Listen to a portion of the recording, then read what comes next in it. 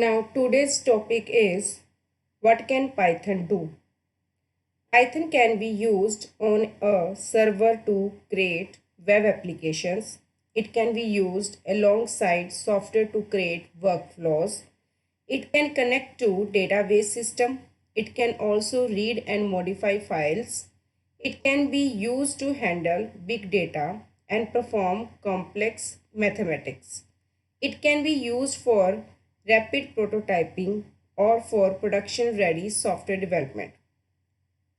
There are some features which should we keep in mind about the Python, that it is simpler language. A good Python program is looked like a English reading. It is an easy to learn language. It is free and open source software. It is a high level language. It is a portable language and it is available on many platforms due to its free and open source nature. For example, we can use it on Linux, Windows operating system to Amiga, ROS operating system 390, Z operating system, Palm operating system, VMS, etc.